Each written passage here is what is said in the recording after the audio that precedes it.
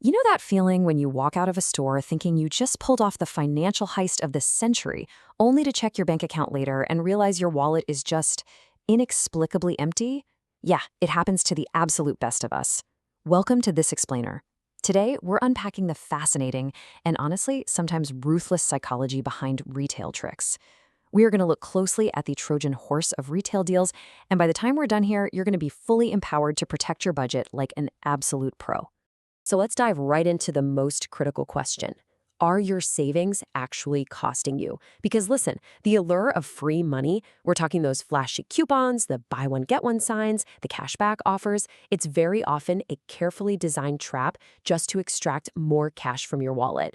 Retailers are literally spending billions of dollars every single year researching consumer behavior, tracking eye movements, and analyzing spending habits. And what they've built is a highly effective, well-oiled system.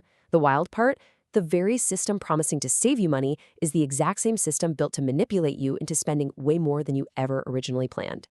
Here is our blueprint for today's explainer. Number 1, the anatomy of a real deal. 2, unmasking the coupon trap. 3, beware the free fallacy. And 4, beating retail pricing tricks. Starting right off with Section 1, Anatomy of a Real Deal. Let's establish a really strict framework to evaluate every single sale you come across. Okay, the absolute crucial point here is that a deal genuinely saves you money only if it passes 3 very strict shopping list conditions. First, you were going to buy the item anyway. Second, the deal actually makes it cheaper than the absolute best next alternative.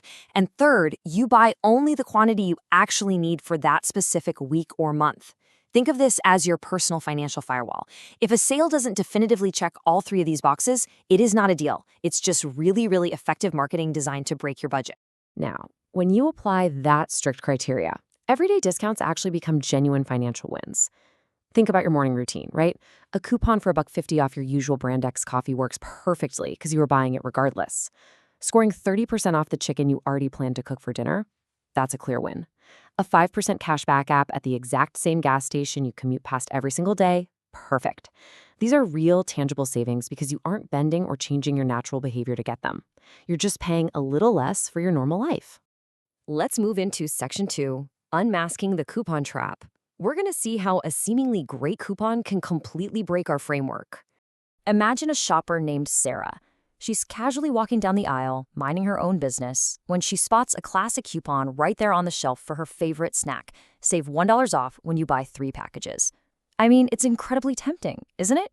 But it's specifically engineered to interrupt and totally change her normal shopping habits. This right here brilliantly illustrates the trap. Let's look at Sarah's normal habit. Normally, she casually buys 1 package a week for $3.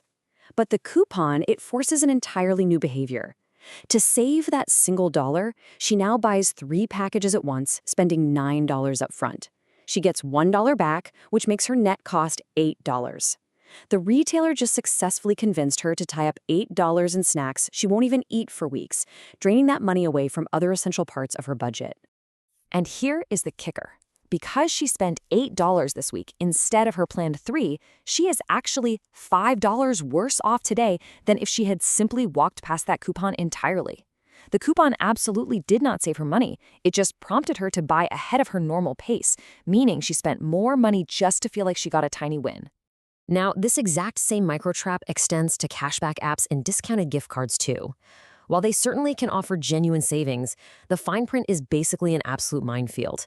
You might find yourself endlessly chasing these frustrating minimum payout thresholds, where you have to accumulate $20 before you can even withdraw a single dime.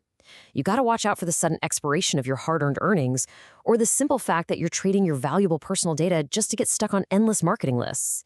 And if you're hunting for discounted gift cards on third-party sites, you're always running the risk of stolen or fraudulent cards, or even losing your balance completely due to a sudden retailer bankruptcy. So the ultimate golden rule to remember here is this. A discounted gift card to a store you wouldn't otherwise visit is not a savings. It is a spending commitment. Seriously, if you buy a $50 gift card for $42 to a place you rarely go, you didn't magically save $8. You just manipulated yourself into spending $42 you literally never intended to part with. Section 3. Beware the free fallacy. Let's tackle one of the most deceptive words in all of retail marketing. When a massive neon store sign screams buy two get one free, the most important number isn't the one, and it certainly isn't the word free. The most important number is 3. Because 3 is exactly how many items you're required to walk out the door with to actually trigger this so-called deal.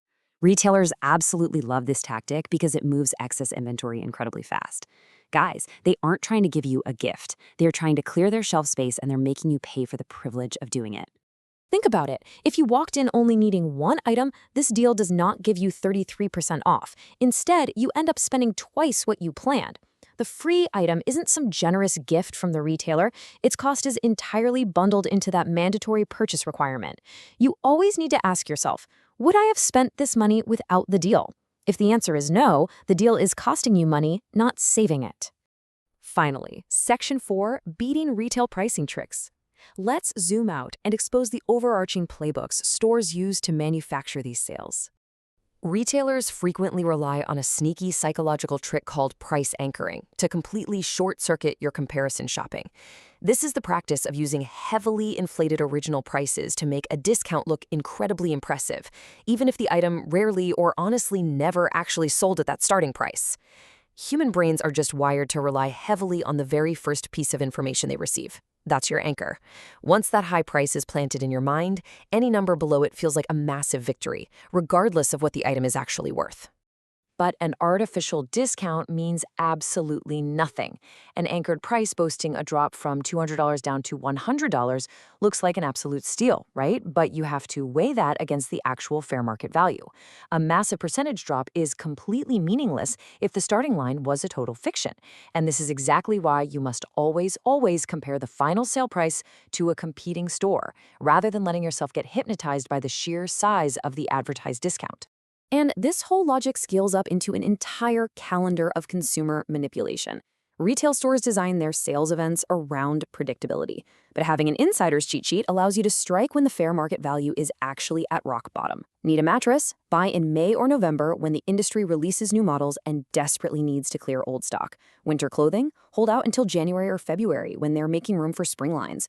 Cars are notably cheaper at the end of the month when salespeople are sweating to hit their quotas. And TVs magically hit rock bottom right around major sporting events, like the Super Bowl. Knowing when to buy matters just as much as knowing where to buy. As we wrap up this explainer, I want to challenge you to view every sale, every coupon, and every cashback offer through this strict new lens. The next time you see a flashy deal, take a step back and ask yourself, who is really saving money here? Is it you? Or is the retailer just securing a bigger piece of your paycheck? I mean, if they're putting this much psychological research into a simple bag of chips, imagine what they're doing with the big-ticket items. Stick to the rules, buy only what you need, and never let your savings secretly cost you. Thanks so much for joining me on this explainer, and stay smart out there.